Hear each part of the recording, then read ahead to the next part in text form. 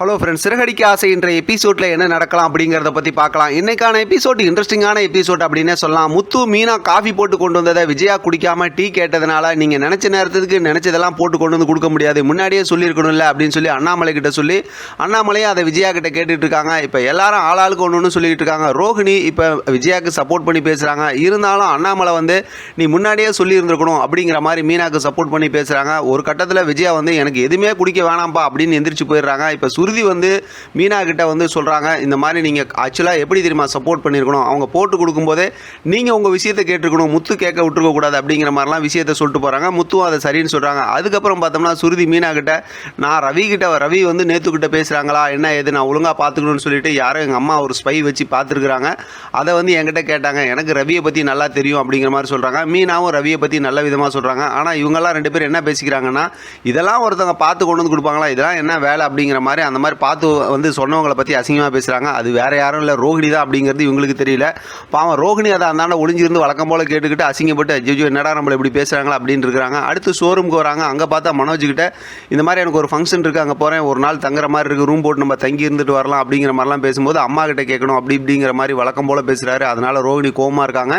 இப்போ கடையில் ரெண்டு பேர் வேலைக்கு சேர்த்துருக்காங்களா, ராஜா ராணின்னு. அதில் ராணி வந்து இப்போ ரோஹிணி கிட்ட பேசும்போது எங்கள் ஊர் பக்கத்து ஒரு லேகியம் இருக்குது, அந்த லேகியத்தை கலக்கி கொடுத்தோம் அப்படின்னா வீட்டுக்காரர் சொன்ன பேச்சு கேட்பார், நான் அந்த லேகியம் வாங்கி கொடுக்கணுமா அப்படின்னு. சரி வாங்கி கொடுமா அப்படிங்கிற மாதிரி சொல்லிடுறாங்க ரோஹிணி.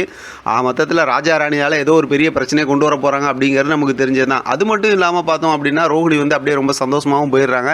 இப்போ பார்த்தோம் அப்படின்னாக்கா இங்கே கோயிலில் அதாவது சத்யாவுக்கு வேலை கிடைச்சி அந்த வேலை இன்டர்வியூ விஷயமா போகிறாரு. உடனே மீனாவும் அங்கே வந்துடுறாங்க. இவங்களாம் அந்த மாதிரி இருந்துட்டு இருக்காங்க. இப்போ முத்து பார்த்தோம்னா ஒரு சவாரி கூட்டு வந்துட்டு இருக்காங்க. அவங்கள்ட்ட அதாவது அவங்க ஒய்ஃபை பற்றி நல்லபடியாக பேசிக்கிட்டு இருக்கும்போது பூ வாங்கணும்னு சொல்கிறாங்க. வேணுனே காமெடிக்காக கொண்டு வந்து மீனாவோட கடையில் நின்று கஸ்டமர் மாதிரி இப்போ முத்து வந்து பூ வாங்குறாரு. அவங்க ரெண்டு பேத்துக்குள்ளார சூப்பரான ஒரு காமெடி மூமெண்ட் போகுது. மீனாவும் சரி விட்டு கொடுக்காம பேசுகிறாங்க, முத்துவும் விட்டு கொடுக்காம பேசுகிறாங்க. கூட வந்து அந்த கஸ்டமர் எப்பா எங்களால் நீங்கள் ரெண்டு பேரும் எதுக்குப்பா சண்டை போட்டுக்கிறீங்க அப்படிங்கிற அளவுக்கு அடிச்சு சூப்பராக இருந்துச்சு அவங்க ரெண்டு பேரும் பேசிக்கிறது.